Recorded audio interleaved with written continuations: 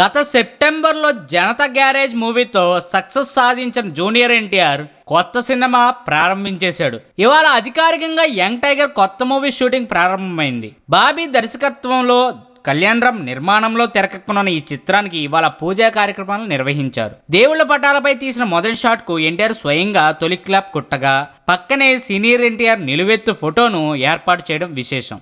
దర్శకుడు బాబీకి వివి వినాయక్ స్క్రిప్ట్ అందించగా ఈ పూజా కార్యక్రమాలకు నందమూరి హరికృష్ణ, నందమూరి రామకృష్ణలు హాజరయ్యారు. ఇవాళ తొలి షాట్ షూటింగ్ జరుపుకున్న ఈ మూవీ రెగ్యులర్ షూటింగ్ ను ఫిబ్రవరి 15 నుంచే ప్రారంభించనున్నారు. జై లవకుశ అనే వర్కింగ్ టైటిల్ పై ఈ చిత్రం తెరకెక్కుతుంది. రాశి ఖన్నా, నివేదా థామస్లు హీరోయిన్లుగా నటిస్తుండగా వీరిద్దరూ ఎన్టీఆర్ తో తొలిసారి నటిస్తుండడం విశేషం.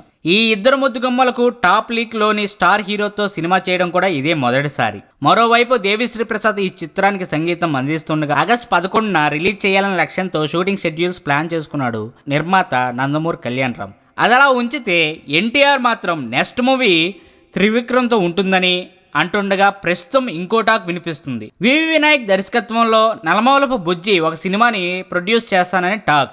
ఇదంతా చూస్తుంటే ఎన్టీఆర్ స్పీడ్ పెంచేశాడనే చెప్పాలి. మొత్తానికి ఒకేసారి 4-5 సినిమాలు లైన్లో పెట్టే పనిలో ఎన్టీఆర్ ఉన్నట్లు ఫిలిప్ నగర్ వర్గాల టాక్.